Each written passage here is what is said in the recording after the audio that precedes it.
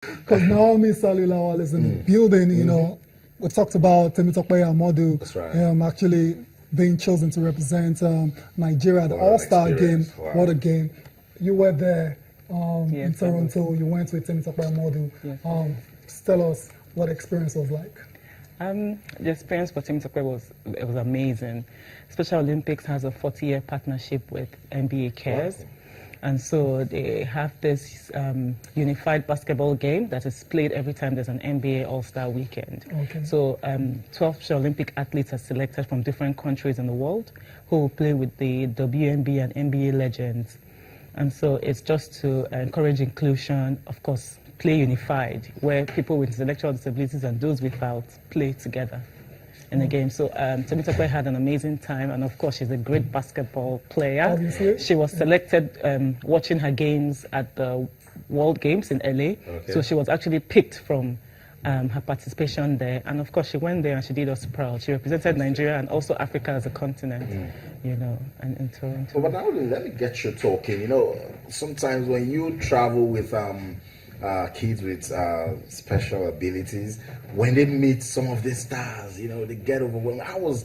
Describe Temitope's mood for us when she got there, when she met the stars, and then knowing that that could be a transforming experience for her life and her career. Temitope's hero is actually Michael Jordan. Oh. And so, of course, she met the upcoming NBA stars, you know. So she met Steph Curry. She had pictures with Steph Curry, Andre Drummond, and also the legends like Dikembe Mutombo, you know, Steve Nash. Yes, you know, and Yao Ming, you know. So she was elated. She was just taking all sorts of pictures. It was a memory she wanted to have, you know, for a long time. And I kept taking pictures as well because, you know, you know, and then we hope to create a collage for her that she can keep and always, but she did very well. She didn't feel intimidated at all. She was so confident, you know, and she played very well. When they were on the court, she didn't care who they were. She was challenging them for the ball. That's what it is. You know, and it was such an amazing time. Yeah, you talked about her meeting NBA players at the moment. That's out there with Steph Curry. Yeah. The reigning MVP. I mean, it doesn't get bigger than that. It doesn't. Yeah, I was going to ask, you know, first I must say thank you to you for what you're doing for special athletes, you know, giving them a platform. I'm also thinking that as we're seeing Temitope, you know, what are you doing so that we can, you know, the platform can allow, you know, others to, you know, have their day under the sun? Yes, last year actually in New York, I went with another basketball player because it's a yearly event, but there's also a nomination process. All right. So luckily we got nominated again this year, but this time around we weren't asked as a program to select. The selection was done by the international body, Special Olympics International.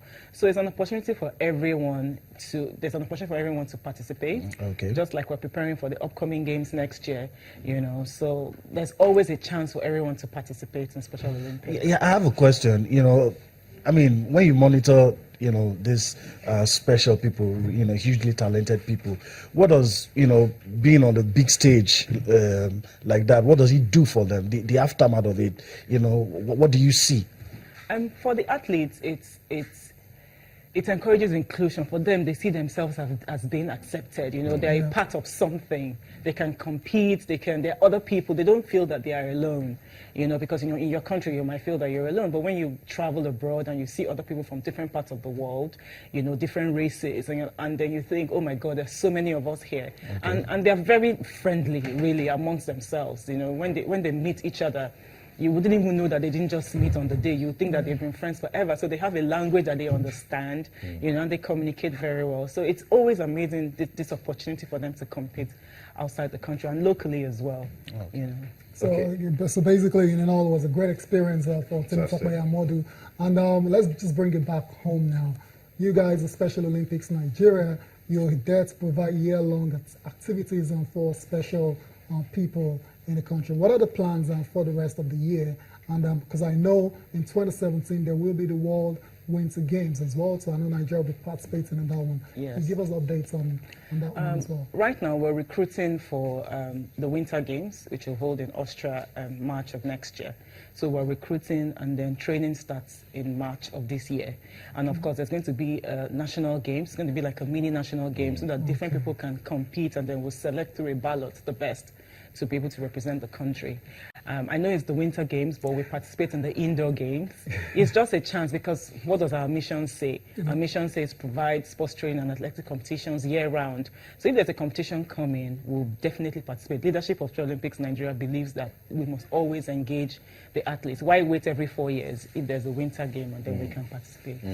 Okay, Anami, I'll get you talking, but let's just quickly talk to the viewers. You can be part of the show talking about Special Olympics Nigeria, and what they do is they try to promote social inclusion through sports for kids with special abilities. And the National Director, Naomi, is talking to us. Talk to us also. How can we make it better in Nigeria? On Twitter, we're channels_sports, and on Facebook, we're channels-sports. Let's talk about Special Olympics Nigeria. Now, we were leading that campaign when the president was meeting some athletes, and then I says, why can't the president also meet the Special Olympics team that went to LA?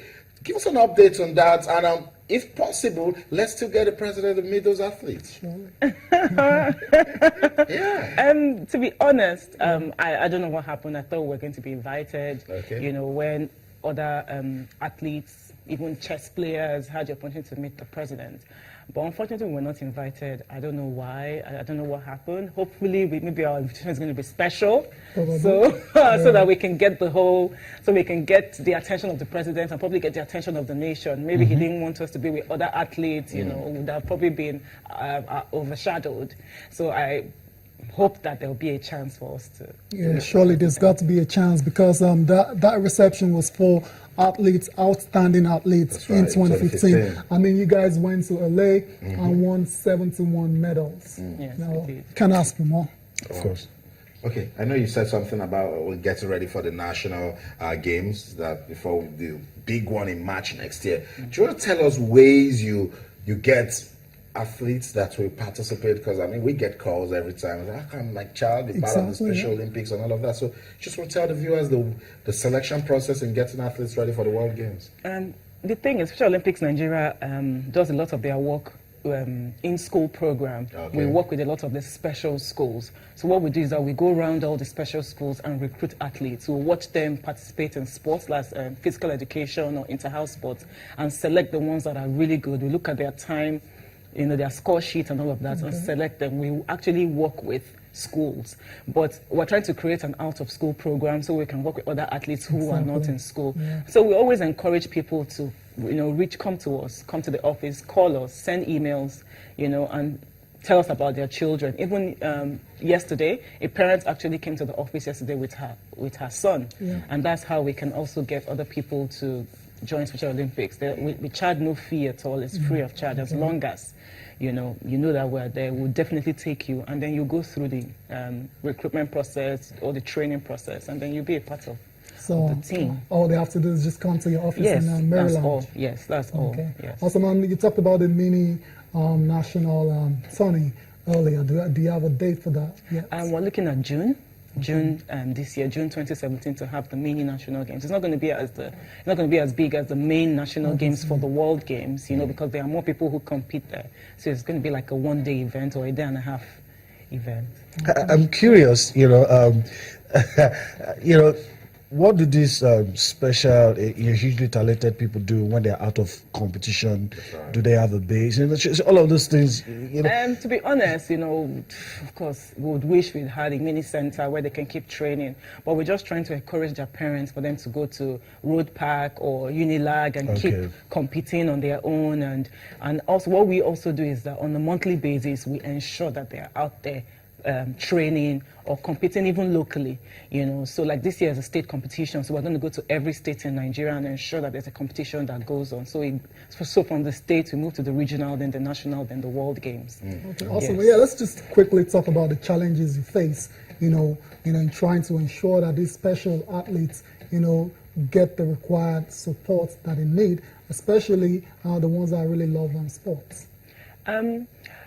Of course, the challenges everywhere. We wish we had more resources so we can provide some more. We wish we had lots of facilities they can train in, and it can be given. It can be donated in kind, so we don't have to pay. So these are things that we're working on. But that's why it's easier for us to go to University of Lagos, because we don't pay for anything, and we can use the sports facilities there. And then Lagos State as well. They've opened up their stadium like Teslim Balogun. Once in a while, we can go there and also train and ensure that the athletes get the best that we can provide. Well, I hope this would not be a difficult question.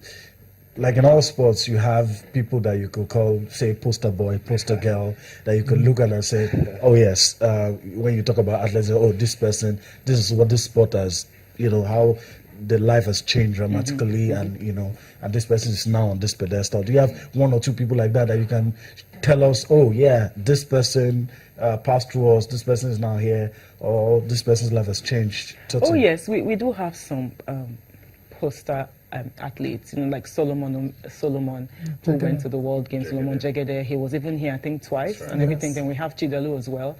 ESPN in America followed Chidalu's story, her life and everything. And then now Temitope. Well, what we try to encourage is that we want everyone to be a poster girl or a poster boy. You know how parents can be sensitive to things like this, so we have to ensure that everybody has a chance and an opportunity. But I do get where you're coming from. It's also good to show growth.